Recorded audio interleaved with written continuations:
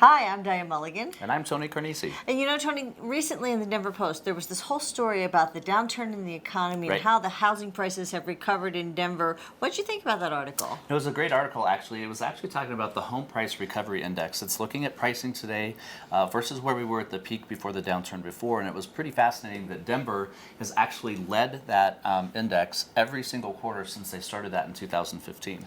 In fact, they talked about the fact that prices in Denver, Lakewood, and Arvada are actually up 91% Wow. over where we were in the peak before the last downturn.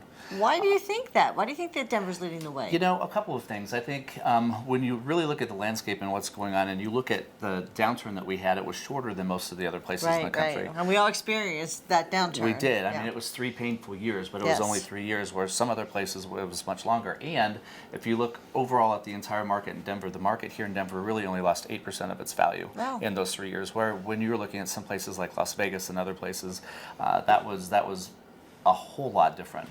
I think the other thing too that's driving that, and the reason that our prices are going up and we're up so high, is we've got less new construction being built, so that's putting pressure on existing homes for prices to be up because of inventory. And then we have a ton of booming building downtown, right? Right, And we've got a lot of absolutely. urban construction where that's higher priced, and that's changing and skewing that just a little bit. So are there other markets in the country that are going backwards?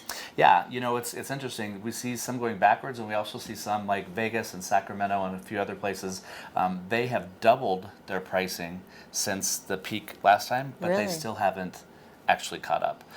Because they lost so much. Because they lost so much. Wow. Now, going backwards, we actually saw 3 markets go backwards. We saw Seattle, we saw Oxnard, California, and Frederick, Maryland, that actually lost value for the first time year over year. So don't know if that's going to be a longer term trend, but usually when we see a shift in the market, it starts on the coasts, and now you've got 2 cities on the west coast and 1 city on the east coast that actually lost value year over year last year. Do you think that's because prices have gotten so high? What- Very well could be, and it could be just an automatic course correction. You know, we usually have a course correction every 7 years, and we haven't had one in so long. Oh. So it's going to be interesting to kind of see what happens. So we better stay tuned and listen to what you have to say. Stay tuned, for sure. Okay.